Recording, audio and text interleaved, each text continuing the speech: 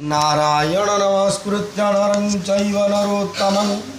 देवीं सरस्वतीं व्यासं ततो जयमुदीरयेत् मूकं करोति वाचालं पङ्गुं लङ्घयते गिरिं यत्कृपातमहं वन्दे परमानन्दमाधवं निगमं कल्पोत्तरगलितं फलं सुखमुखादमृतद्रवसंयुतं पिबत भागवतं रसमाणो मुरहो रसिका भुवि भावुकाः जगदानन्दकन्दाय प्रणन्तार्ति हराय च लीलाचलनिवासाय जगन्नाथाय ते नमः। शतषठीरे अनिरुद्ध बाणासुर हेलारुद्ध मोर प्रिय भाई और भौणी माने श्रीक्षेत्र धाम अति बड़ी जगन्नाथ दास रचित श्रीमद्भागवत महापुराण दशम स्कंध द्वारका लीलार 67तम अध्याय 67 अध्याय चरित्र श्रवण कर श्री शुकवाच शुण परीक्ष दंडधर शुणित पुरे महावीर दनुज बलिर कुमर नाम ताहार बाणासुर सत्य कुमर मध्य श्रेष्ठ तामस भावे महादुष्ट तपे से ईश्वर को ध्याई बरे सहस्र भुज पाई निज सहस्र भुज बड़े युद्धे भ्रमिला मही तले देखी ताहार भुज तेज युद्धे हारिले सर्वराज युद्ध न पाई मनस्तापे मिला ईश्वर समीपे मृदंग 500 कंधे दिव्य तांडव अनुबंधे तुशिला भवानी शंकर प्रसन्न हुई सुरधर बोले बरमाग तुही तोते प्रसन्न आज मुहि से बोले हुआ मोर उद्बारी हेउ बोले सुरधारी दिने सप्तमी महावीर दिने सभ्रमे महावीर रत्न मुकुट अच्छी शिर से शिरे हर पादे पड़ी बोलई बेनी कर जोड़ी नमई प्रभुर चरण अनादि परम कारण तु नाथ सर्वलोक गुरु जगत जन काम तरु अपूर्ण काम जेते जन तुम्भे ताहांक कल्पद्रुम सर्वसंपद पारु देई भक्त जीवंते लुड़ई सहस्रे देलु मते कर केवल भार ए मोहर अप्रयोजन भुज बही संग्रामे सुख मोर नाही समर अर्थे तिनि लोके तुले खोजिली एक मो मुखे न मिले केही तु मात्र छु शेष होई समरे भुजदंड बळे भ्रमिली अवनि मंडले ऐरावत आदि नागे थिले जे अष्टदिग भागे तांग तुले मो आनंदे समर परिवार सधे पर्वती पिटिली मो कर तक्षणे गिरी हेला चूर देखी मोर भुज तेज भय भादिले सर्वराज ये मंत शुणिता वचन कुपनयने त्रिलोचन बोले शुण बाणासुर रक्षे जे ध्वज छितपुर तार पताका जिते बेले छिड़ी पड़िब मही तले ये भुज गर्भ नाशिबारे रिपु मिल पुरपुरे से बेले तार तुले रण परिभूषण मूढ़बाण ये मंत हर वाक्य शुणी आनंदे करई भाड़ेणी नित्य चिंतई शंभु कथा केमंते जीव भुज व्यथा चिंतई निज बीर्जनाश आवरी निज काल पाश शुण राजन चित्र कथा उषाना मेणता दुहिता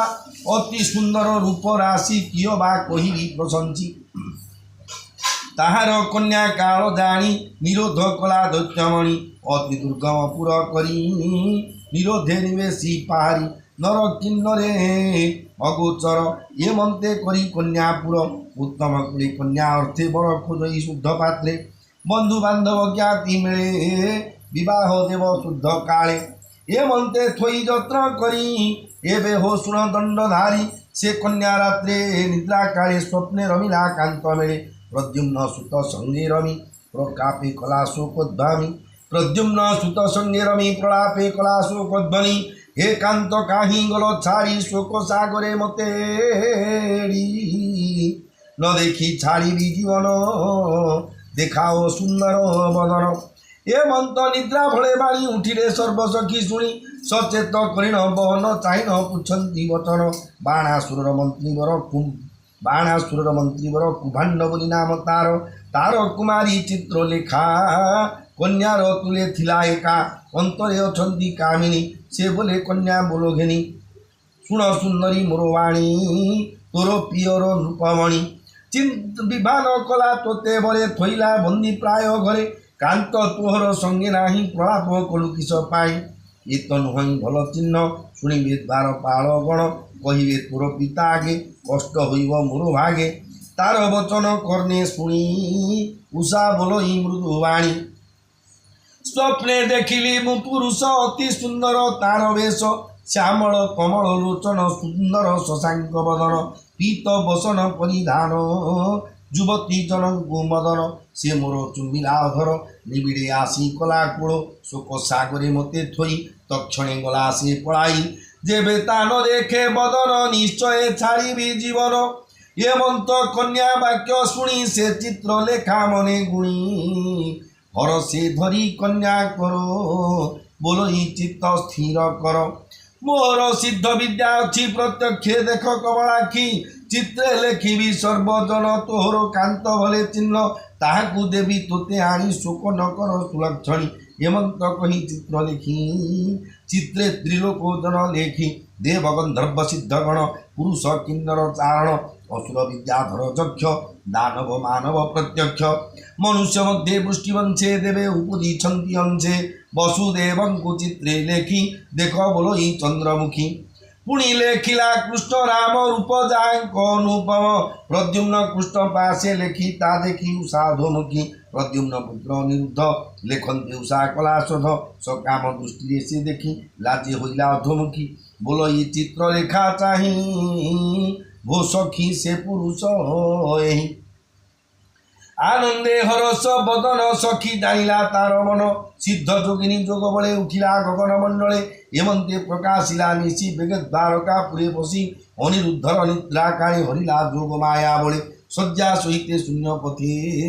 ଘେରିଣ ଚଳିଲା ତୁରିତେ ଗଗନ ମାର୍ଗେ ଅତି করে ମିଳିଲା ଶୁଣିତ ନଗରେ ଉଷା ଶୟନେ ଦର୍ଶନ କରାଇ ତୋଷ କଲା ମନ ଉଷା ପୂଜିଲା ବୀର ପାଦ ଛାଡ଼ିଲା ମନର ବିଷାଦ ସୁନ୍ଦର ବର ଦେଖି ହସି ରମିଲା ହୃଦୟ ବିଶ୍ୱାସୀ ଏକାନ୍ତପୁର ମଧ୍ୟ ଥାଇ ଜହିଁ ପୁରୁଷ ଦୃଷ୍ଟି ନାହିଁ ପୁଷ୍ପ ଚନ୍ଦନ ଧୂପ ଦୀପ ଆସନ ଭୋଜନ ସମୀପ ଏକ ବସନ ବେନି ଦେହେ ସେବା ସୁବାକ୍ୟ ମନ ମୋହେ ପୂଜିତ କୃଷ୍ଣ ସୁତ ବଳା ରତି ପଣ୍ଡିତ ନରଗଳା ଭୂପତେ କନ୍ୟାପୁରେ ଥାଇ ଅଧିକ ସ୍ନେହ ଭାବ ବହି ରାତ୍ର ଦିବସ ନ ଜାଣିଲା ଏମନ୍ତି କେତେ ଦିନ ଗଲା ଉଷାର ପ୍ରିୟ ପ୍ରେମ ଲୋଭେ ଯନ୍ତ୍ରିତ ଇନ୍ଦ୍ରିୟ ସ୍ୱଭାବେ ଏମନ୍ତେ ଶୁଣ ମହିପତି କନ୍ୟାର ଦେଖି ହୃଷ୍ଟମତି ଯଦୁ ତୁମର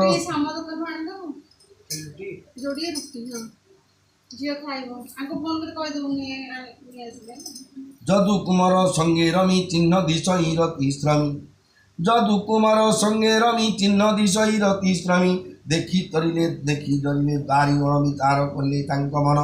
তক্ষণে নৃপনাথ আগে কহিলে কর যোড়ি বেগে শুণ রাজন চূড়ামণি দেখিল তোর দুলণী কুল দূষণ কন্যা গুণ রাজন সাবধানে শুণ কন্যার দ্বারে আম্ভে থাই দণ্ডে হে অবকাশ ନାହିଁ শশী তপন শুনে যাନ୍ତି ସେହି କନ୍ୟାକୁ ନ ଦେଖନ୍ତି ପୁରୁଷ ଦୃଷ୍ଟି ନାହିଁ ଜଇଁ ପୁରୁଷ ଦୃଷ୍ଟି ରହି ନାହିଁ ତପନ ତେଜନ ଲାଗଇ ପରେ ଦୂଷିତା କନ୍ୟା ଦେଖି ଅଇଲୁ ଭୁବନ ଉପେକ୍ଷୀ ଯେ ତୋର ଇଚ୍ଛା ଏବେ କର ଏଥକୁ ସାକ୍ଷୀ ଦିବା କର ଆମ୍ଭେ ଜାଣିବୁ ଏହା କାହିଁ କହିଲୁ ଆମ୍ଭ ଦୋଷ ନାହିଁ ଶୁଣି ଚକିତ ନୃପବର କାତରେ କମ୍ପଇ ଶରୀର শুনি ন চলই চরণ দুর্গমে দুহিতা দূষণ এমন্তে ময়রথ ধ্বজ ছিড়ি পড়িলা ভূমি মধ্য বাণ কোদণ্ড ধরি করে বেগে মিলিলা কন্যা দ্বারে দেখিলা মদন তনুজ আদানু লম্বে বেনিভুজ পীত বসন হৃদে তার অশেষ ভুবন সুন্দর শ্যাম সুন্দর পদ্মনেত্র অলকা কপড়ে বিচিত্র কর্ণে কুণ্ডল বেনি সোহে সুন্দর রূপ জন মোহে অধরে সোহে মন্দহাস্য সুচিত্রে বসি কন্যা পাশ পশা খেলই প্রিয়া সঙ্গে কুচ কুঙ্কুম সর্বঙ্গে মল্লিকা পুষ্পমাল হুদে আন্দোলে বেনি ভুজ মধ্যে এমন্তে কন্যার সমীপে দেখি দানব মহাকোপে কম চকিতে চৌদিগ চাহি কম্পে কোদণ্ডে গুণ দেই অনেক বীরতার সঙ্গে দ্বার রুন্ধিলে অতি বেগে দেখি তার সৈন্যবল সম্ভ্রমে প্রদ্যুম্নর বাল করে পরিঘ শস্ত্র ধরি উঠিলা ঘোরনাদ করি কন্যার আগে হই উভা কৃতান্ত প্রায় দিশে শোভা ধরিবা সে চৌদিকে বীরে যে তীরে দ্বার ভাগে পরিঘ প্রহারে বিনাশে সিংহ যে শনে পশু নাশে পরিঘ ঘাত বজ্র প্রায়ে প্রহারে পড়িলে থোকায়ে कार भुज व्रत छिड़ी पलाई गले रण चारी देखिन अनिरुद्ध गति नाग पाशरे महारथी बलि नंदन बेगे कांधे बंधन देखी उषा कांदे कहती विप्र जगन्नाथ नाग बंधने कामसुत सुजने सावधाने शुण कृष्ण ना शिवे कषण इति श्रीमद्भागवते महापुराणे पारमहंस्यां संहितायां दशम स्कंधे अनिरुद्ध नाग पाशबंधन नाम सप्तषष्ठीतमोऽध्याय भीमस्यापि रणभंग मुनिरपि मति भ्रमं यदि शुद्धं शुद्धं माममदोषन विद्यते नमो ब्रह्मण्य देवाय गो ब्राह्मण हिताय च जगद्धिताय कृष्णाय गोविन्दाय नमः।